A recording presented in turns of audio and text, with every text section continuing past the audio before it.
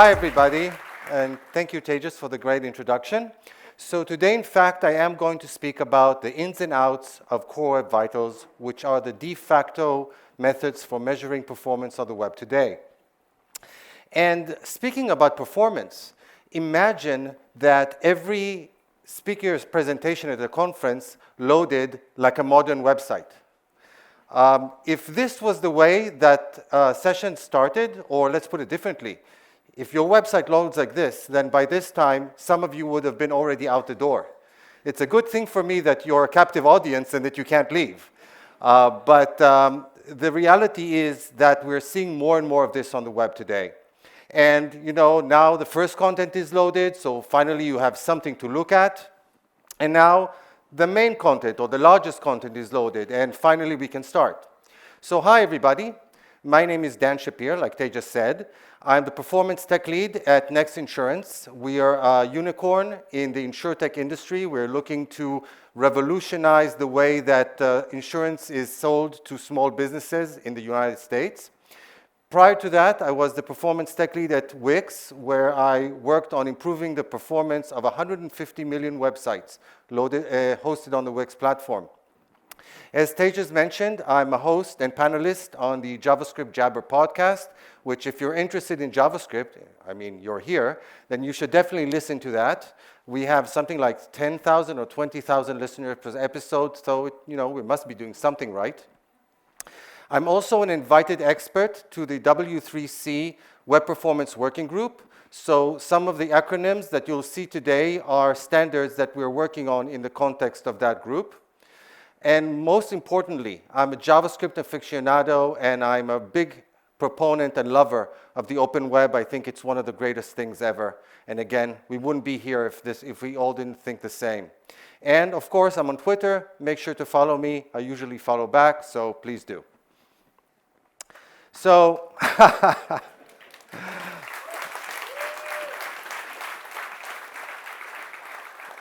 Peter Drucker is considered to be the father of business management. He kind of invented this whole field. And one of the important things that he said, which is definitely true for business management, but in fact it's true for everything, and in fact particularly true for measuring performance on the web, is that if you can't measure it, you can't improve it. But that immediately raises up another question. If we want to improve performance, what should we measure? And this is such an important question because to a great extent, what we measure determines what we actually improve, because that kind of drives our efforts. And in fact, we are spoiled for choice when we look at the amount of metrics that are available for measuring performance on the web. Like there's a ton of acronyms here, like AJ said, and don't worry, I won't check if you remember or know all of them. But there's actually a problem with having so many metrics, or actually more than one problem. Having too many metrics, in fact, does create problems. The first problem is that your website might be fast according to one metric and then slow according to another metric. So which one do you trust? Which one do you believe? Which one better reflects the actual visitor's experience? Another issue is that with so many metrics, you kind of need to be an expert in the field to choose the correct one for every scenario and even know and understand what they actually mean, because some of them are actually fairly complicated. And it becomes especially problematic when you're trying to compare performance between different websites. Usually it says that you want to be approximately 20% faster than your competitors if you want to, get people to your website thanks to performance.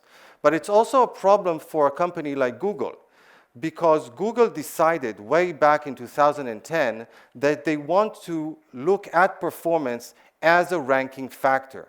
Google, at the end of the day, is serving not you as website builders, but people who are, on the web as visitors, as users who browse the web.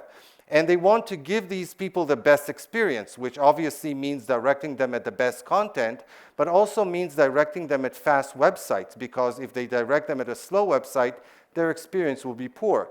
So Google wanted to make performance a ranking factor in order to select sites that also have better performance, but that means that they needed to be able to compare performance between websites.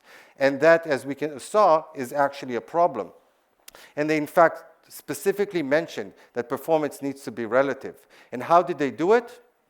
They didn't say. It was, for a long time, it was kind of a secret. It was like one of the ingredients in the secret sauce of their search engine. But then they introduced Google Core Web Vitals, because Core Web Vitals were introduced at Google. So we have them to thank for it. They introduced them almost exactly 2 years ago. And what they are a common set of metrics that can be used across all websites to measure performance. It doesn't mean that they're ideal for every website, but they can be used with essentially every website. And an important thing about them is that they're used using field information. That means information collected from actual users. Some people, for some reason, assume that Google, the search bot, when it scans the web, also measures performance. That's not the way it works. They actually collect performance information from real user sessions. As I said, it's now a search ranking factor replacing the secret one that Google used before, starting on mobile since June 15th, and then February this year on desktop as well. Core Web Vitals kind of map out the space of performance on the web in the sense that there are three main dimensions here. There's the loading speed dimension, which is measured using a metric called largest contentful paint, or LCP for short.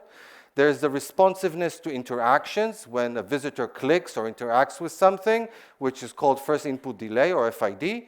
And there's the visual stability, which looks at how the screen jumps. And that's called Cumulative Layout Shift, or CLS. And where does all this, okay, so this data is measured in the field, but where does it actually go? So Google also created something called the Chrome User Experience Report, which is a cloud-hosted database where they send all this Core Web Vital information that they collect in the field. It's aggregated from not quite, but most Chrome sessions. There are certain caveats, and sometimes they exclude certain ones. It's anonymous, of course, so there are no privacy concerns around this. The site needs to have sufficient traffic in order to be placed into the Chrome User Experience Report, or Crux for short. How much is sufficient? I don't know. They don't say. All I can say is that in Crux, you have approximately 10 million of the top sessions. So that kind of points out at where the cutoff point is at. I'm guessing something like a few thousand visitors per month, maybe even a bit more. It does mean, however, that if your site is really new, you probably won't have data in Crux. Another important thing to note about it is that they use a 28-day rolling average. That means that if you make a change in your website to improve performance, it won't take effect, or you won't see the impact for a good number of days, potentially weeks. And, as I mentioned before, it's used by the Google search, so they actually go to that database and use that information for their ranking signal into the search engine. But, really nice of them, they also give us access to this same data. So you have read access. Obviously, you can't write into that database directly. There are some privacy restrictions, but we can get a lot of excellent actionable information out of it. How do we get at this information?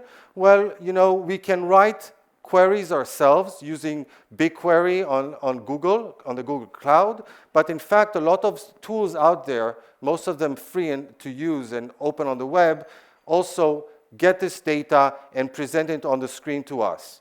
A common one is PageSpeed Insights, which uses Google Lighthouse on the inside. It's hosted on the web. And when I ran it for our own website here, for the JSConf website, I saw that we got a green score for LCP, and we got a green score for CLS. And by the way, what does green say? So I will show you in a minute, but green means good in this case. And this score is measured at the 75th percentile. That means that 75% of visitors the LCP for them was less or equal to 1.6 seconds, and for 25%, it was higher than that. You will notice that there is no data for FID in this case, which means that you visited the website, but you didn't interact enough with it. So if there's not enough data collected for a website, we won't see data for it in this report.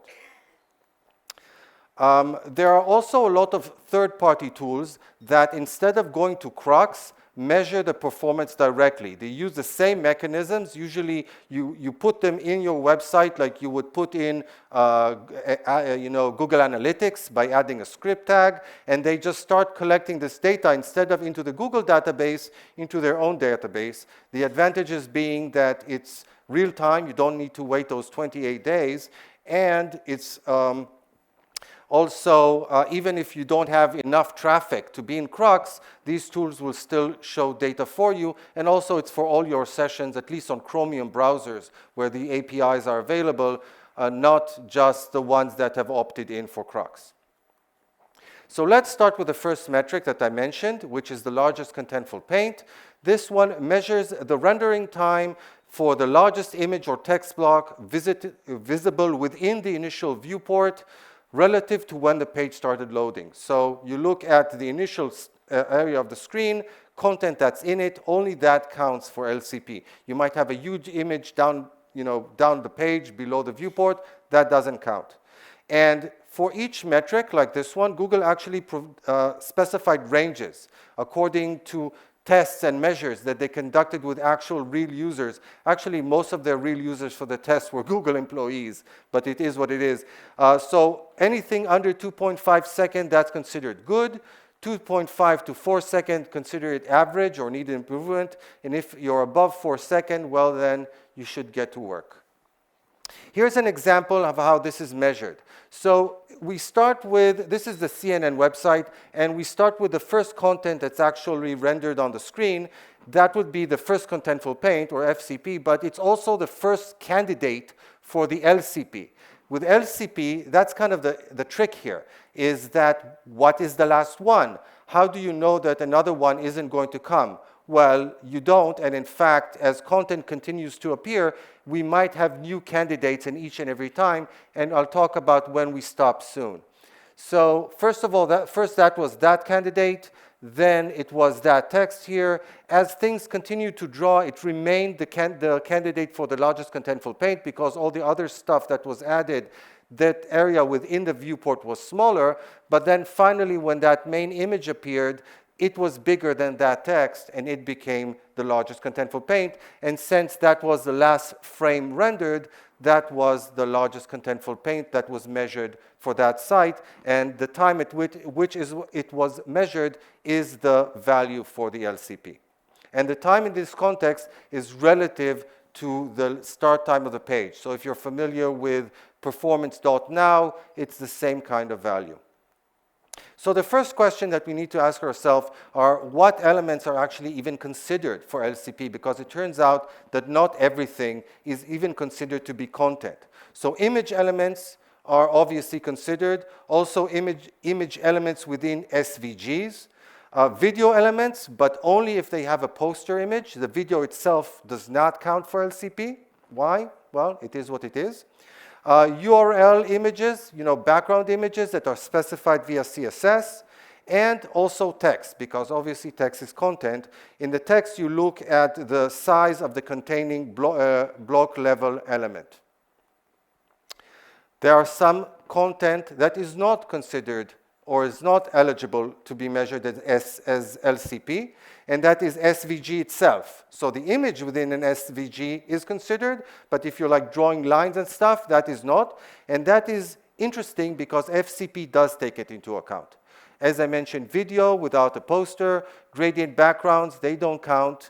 Wolf viewport images, that's an interesting one. If the image covers the entire viewport, it's actually considered to be background rather than the main content, and is therefore ignored.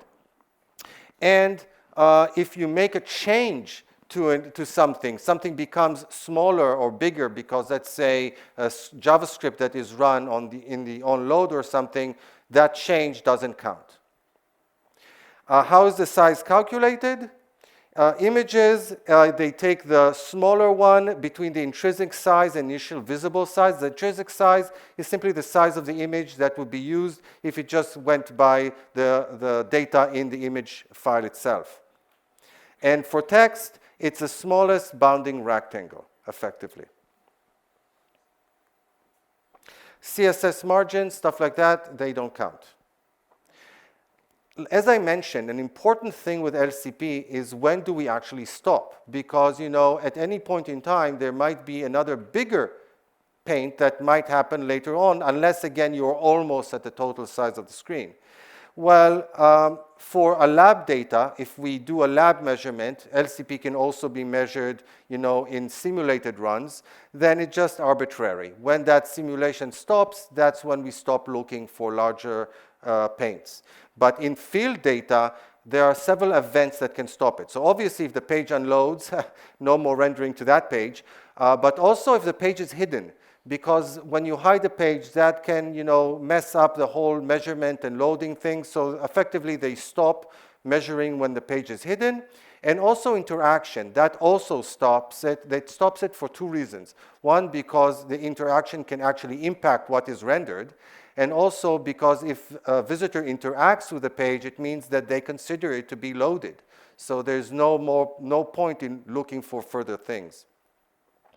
Another useful thing that can be done with the Crux database is that we can actually look at data according to technologies. So there's this graph, the Core Web Vitals Technology Report. And by the way, I have links in all the show notes. So if you get the slides afterwards, you can click it and check it out. But you can really look at the performance of the various technologies. And what we can see is that the situation for LCP is not that great. If we look across all websites, then we are slightly over 50% of websites that have good LCP. But if we look, for example, at React websites, that means websites that use React on their homepage, then we're only at what? Like 35%, 36%? What is it? And for WordPress, which is another huge thing on the web, it's also not that great, which kind of causes me to think, who is the other half? But I don't know. View sites? I don't know, maybe. Anyway, we should definitely improve where we are. Okay, talking about the next metric, which is cumulative layout shift, or CLS. That's a tricky one. That measures the layout shift that occurs anytime a visible element changes its position between rendering frames. CLS measures it in kind of in bursts. So we accumulate it to some periods of time, but we then only look at segments of these measurements, and I'll explain that in a bit.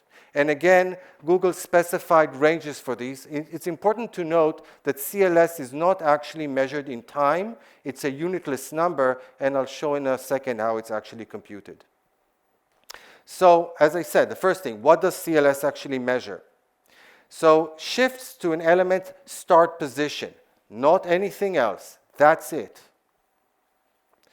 As I said, unitless score. It's a product or multiplication of the viewport area impacted and the distance moved. And I'll show an example in a bit. And it's measured for every rendering frame. So for every rendering frame, the Chrome engine or the Chromium engine looks at all the layout shifts that occurred within that frame, and that's the result for that specific frame. And then it sums these values over time per session window. So here's a real-world example of CLS. We have the initial view on the left, and then this button appeared on the right and pushed everything down, or at least the green part down.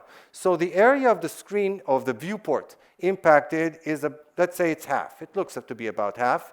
So 50% of the viewport was impacted, and it was shifted down by, well, you've got to believe me, it was shifted down by 14%.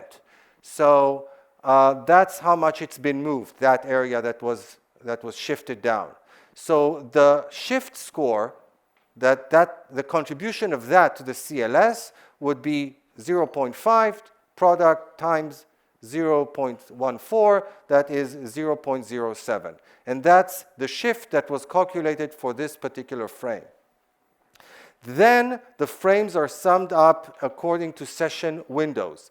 I won't go into the details of this. By the way, there's an excellent Google website. This graph is from there, which is web.dev. And there's a section there on CLS which explains the exact algorithm. But basically, it looks to find the time within that session where there was the greatest amount of shifts close together.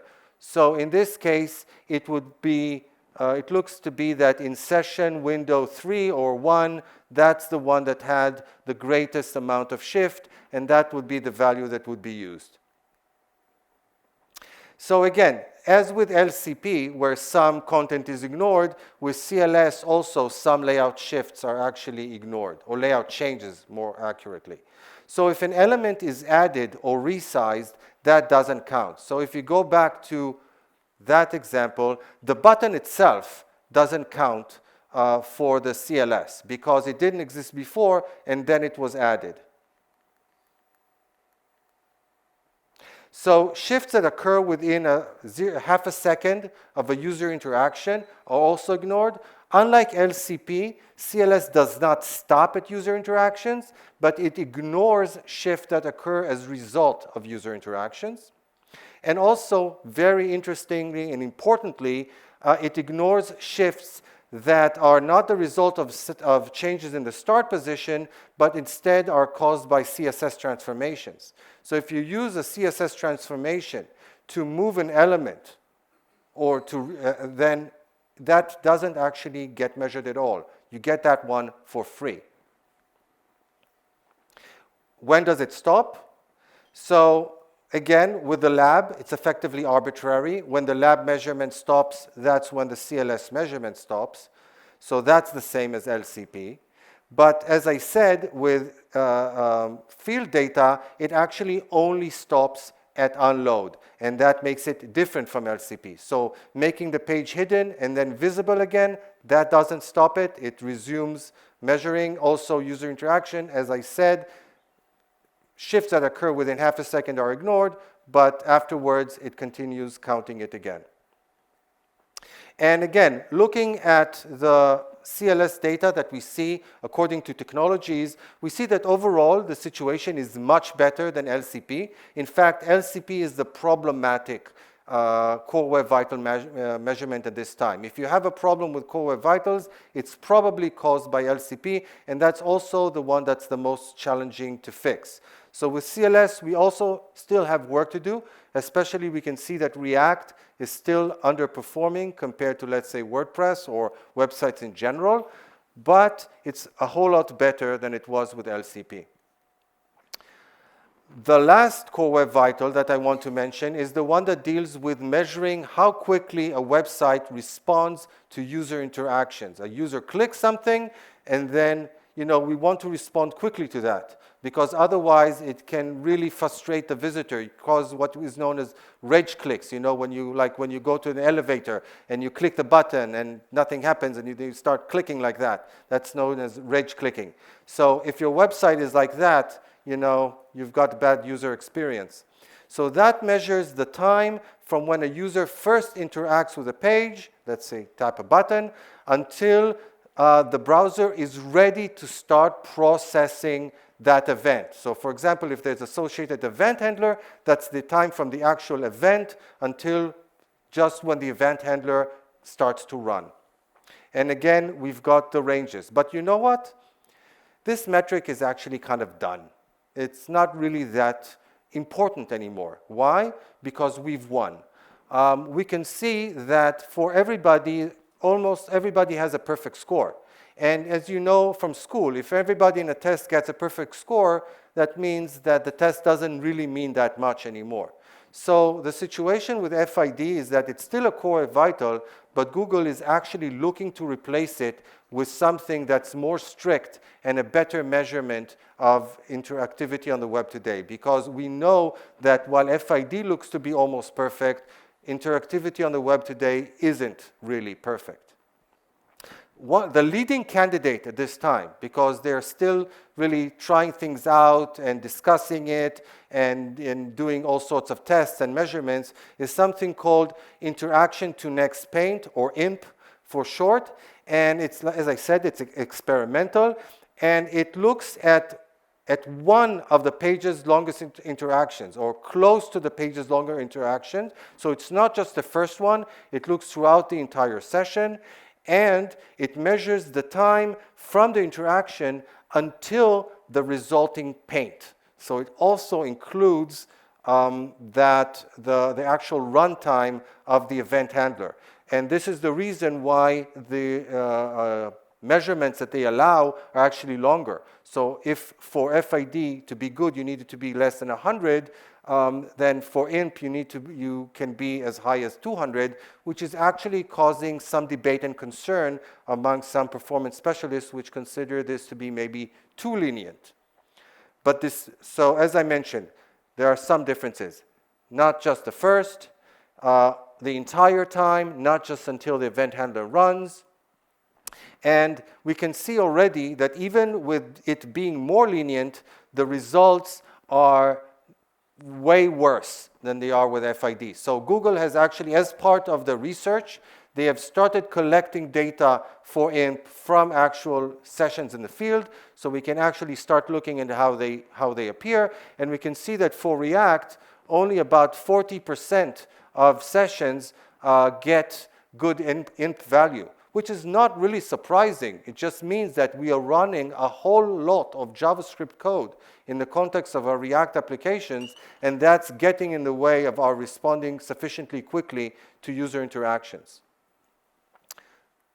So what has been the impact of Google introducing Core Web Vitals? We've seen an increase in performance across the board. Partially it was driven by SEO, because once they said it's going to be a ranking factor, SEOs got all up in a puff and really started pushing on us developers to improve performance. But it was also thanks to us being able to measure, and I see that, hey, our performance is not where it needs to be, and this is what we need to improve. It also increased the reliance on field data, which I consider to be a great thing, because too many of us measure performance on our own devices, which are usually the top-end iPhone or the latest and greatest MacBook, and we have great internet connectivity. And that's not the case with many of our users. So relying on field data means that we're actually feeling or understanding what our users are experiencing. And as we saw, there are many services out there which you can incorporate into your product if you want to get the real user experience. And it also created a competition. So it created a competition between the various frameworks. So if you look like at Svelte, that are continuously touting the fact that they are often creating faster web pages than, say, React. And also it created a competition between the various CMSs. And I used to work at the CMS, at Wix. So this is the impact that it had on us when I was there. When Core Web Vitals were introduced, only approximately 8% of Wix sessions worldwide were getting good Core Web Vitals results. Now it's close to 60%, and that's actually in the United States, not worldwide. But up from 8% to 60% within less than 2 years, and that's while adding a ton of features into the product, and it was enabled by Core Web Vitals showing us what we needed to work on, what we needed to improve. So I definitely consider Core Web Vitals a force for good. It's reversing a trend of ever worsening performance that we saw prior to 2020. So we've literally been able to reverse this trend thanks to Core Web Vitals. And this is my message to you. You now have the tools, you now have the metrics, you have the capability, you have access to the code. Measure, monitor, and then start optimizing your code accordingly. Thank you very much.